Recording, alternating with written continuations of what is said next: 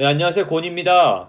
압구정 현대아파트 80평이 80억 원을 기록하면서 시장에 굉장한 충격을 주고 있습니다. 사실 평당 1억 원 넘는 아파트가 이미 나왔기 때문에 그거에 대한 충격보다는 이 80억 원이라는 숫자가 정말 의미하는 게 크다고 봐요.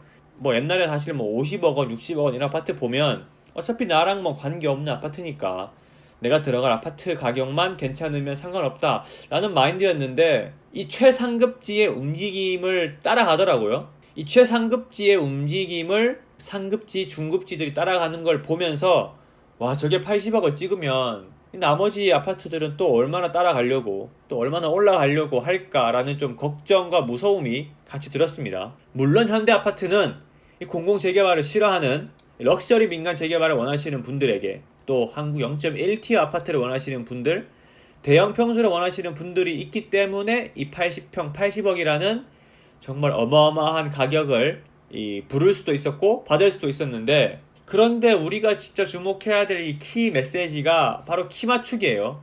뭐 양적 완화는 너무 잘 알고 있어요. 양적 완화가 됐기 때문에 우리가 지금 주식도 코스피가 3천을 넘어갔고 뭐 사실 자산 가격들도 많이 올라가는 건 사실인데, 여기서 더 올라갈까 더 올라갈까 하는 의문이 있었는데 80억 아파트를 딱 찍음으로써 더 올라갈 것 같다라는 이 불안감이 엄습하고 있습니다. 그러니까 우리의 기대는 이런 압구정 현대 아파트 같은 이 최여진 씨처럼 높으신 분들이 이렇게 키 맞추기를 해주시면 참 좋을 텐데, 현실은 이 서장훈 씨의 키에 우리가 다 맞춰야 돼요, 계속. 참 이 위에 상급지에서 이 중급지에 맞춰주면 참 좋겠지만 현실은 그렇지 않다. 이게 비단 부동산에만 해당되는 얘기가 아니에요. 최근에 쿠팡 상장을 했잖아요. 쿠팡 상장했는데 이 쿠팡이 시가총액이 57조를 받음으로써 야, 한국에서 고작 2위인 글로벌 회사도 아니고 한국 2위 회사인데 57조 원을 받았다? 야, 나 네이버야. 나 이커머스 1등이야. 목표가 올려. 주가 올려. 이 쿠팡 이 소식과 동시에 네이버 주가가 바짝 뛰었죠. 이마트는 상급지도 아니에요. 뭐 4위, 5위 그룹인데, 야, 쿠팡이 이 정도인데 우리가 못할 게 뭐 있어. 장중 8% 급등. 대형주가 8% 급등하는 건 참 쉬운 게 아닌데 이 몸값을 재평가받고 있습니다. 부동산도 마찬가지예요, 사실. 아니, 옛날에 우리가 되게 무시했던 인천, 수원, 시흥 이런 지역들이 지금 상승률 1%대예요.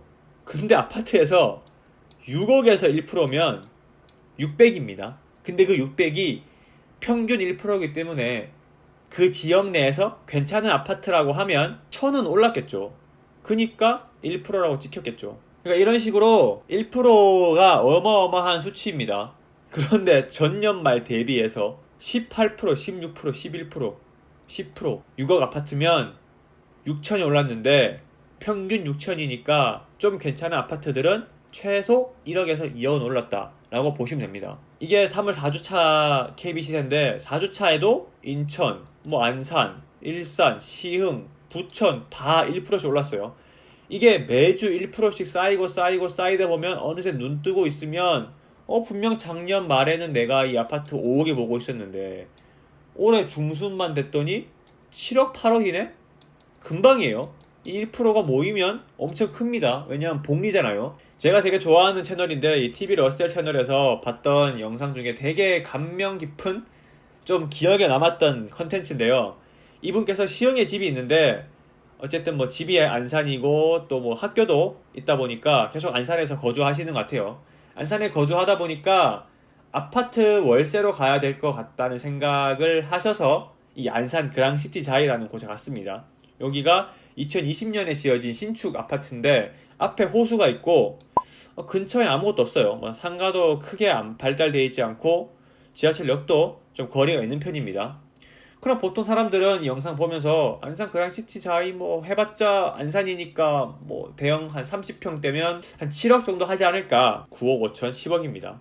이게 현실이에요. 2020년 9월 매매가가 2021년 3월 전세가인 선택을 한 6개월간 미뤘더니 이 아파트를 살 수 있었는데 전세로 가게 되는 지금 그런 상황입니다. 저렇게 앞서 말씀드린 것처럼 1%씩 찍히다 보니까 저렇게까지 오르는 거예요, 계속 가격이. 그런데 압구정 현대 아파트가 80억을 찍었다? 이 아파트들도 야금야금 키를 맞추겠죠. 우리가 옛날에 인천에 대한 안 좋은 수식어도 좀 많았었고, 좀 인천이라고 하면 떠오르는 이미지가 좋지 않았었잖아요. 근데 그런 인천이 달마다 1억씩 올라요. 달마다 1억씩. 지난달 29일날 신고가를 찍었는데 직전 최고가 7억 6,800보다 1억 넘게 뛴 8억 7천에 거래가 됐어요. 누가 인천에 8억 7천에 집을 사? 라고 할 수 있지만 실제로 산다.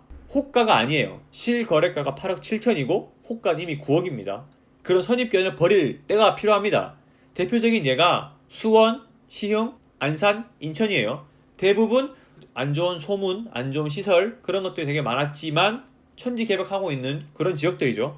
이게 지금 부동산 시장 같아요. 제가 봤을 때는 이렇게 한 바퀴 돌고 다음 타자가 받아서 집값이 한 바퀴 돌면 또 다음 타자가 받아서 계속 도는 거예요. 집값이. 서울에서 출발한 이 집값이 금방으로 퍼졌어요. 2018년도에. 광명 2019년도죠. 일산 수원은 GTX-CA 노선을 발표하면서 엄청 많이 뛰었고, 안산, 시흥, 인천도 GTX-B, 신안산선, 또 GTX-C 연장 이런 이슈들로 가격이 계속 뛰고 있어요. 근데 다시 지금 서울 강남으로 돌아왔어요. 80억을 찍으면서. 그러면 또 돌겠지. 그러니까 한마디로 우리 피직대학의 쿨제이의 를 이용해보면 여기서 80억이 찍혔어요.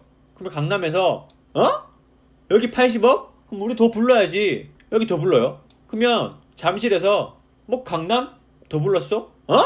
우리도 더 불러야지. 그러면 위례에서 야 바로 옆인데 송파구도 불렀으면 우리도 불러야지. 전국이 이게 현실이에요. 고작 여기 하나 올랐는데 나머지가 파급 효과로 계속 오르는 되게 안타까운 현실이에요. 제가 만약에 집이 10채 있으면 이걸 되게 신나면서 말하겠지만, 아니 무슨 실거주 한 채 있는데 내 거 올라봤자 여기는 훨씬 많이 오르는데 의미가 없다니까요. 진짜 이 집값이 오르는 게. 그럼 우리가 해야 될 게 뭘까? 시중에 넘치는 돈이 이만큼 있으면, 만약에 내가 아무것도 없다, 무주택자다, 그러면 청약의 가능성이 정말 적다라면 저는 무조건 좋은 입지의 집을 지금 되게 많이 올라서 고점이라고 생각이 들지라도 한번 보는 게 좋지 않을까 싶어요. 왜냐하면 앞서 말씀드린 것처럼 다시 이 출발이 되었다라고 느껴지기 때문에 이 오히려 중위 티어라고 할 수 있는 일산, 수원, 안산, 시흥, 인천 이쪽이 잠깐 쉬어갈 수 있는 지금의 기간이 아닌가. 왜냐하면 다시 여기서부터 출발을 해야 되니까. 좀 정체되어 있을 때 한번 기회를 노려보는 것도 좀 좋을 것 같습니다. 여러모로 참 살면서 이렇게까지 화폐가 의미가 없었던 적이, 이렇게까지 현금이 의미가 없었던 적이 있을까 싶을 정도로 되게 혼란한 시대예요. 한 달 한 달이 되게 너무 많이 다른 시대이기 때문에 우리는 이런 시대에서 뒤처지지 않기 위해서는 열심히 대응을 해야 된다. 이 대응이라는 것은 우리가 시장을 미래를 예측할 수 없기 때문에 시장을 보면서 대응해야겠죠. 그러니까 이 압구정 80평 80억 이후로 강남 아파트 집값이 어떻게 변하는지, 서울 전체 집값이 어떻게 변하는지 이런 것들 같이 살펴보면 좋을 것 같습니다. 제가 블로그에 매주 KB 시세를 업데이트하고 저만의 이제 한 줄 평을 좀 코멘트하고 있으니까 제 블로그에서 좀 매주 확인해 주시면 편할 것 같습니다. 좋아요와 구독 늘 부탁드리면서 앞으로도 더 돈이 되고 돈을 지킬 수 있고 돈을 벌 수 있는 컨텐츠들을 많이 만들도록 하겠습니다. 감사합니다.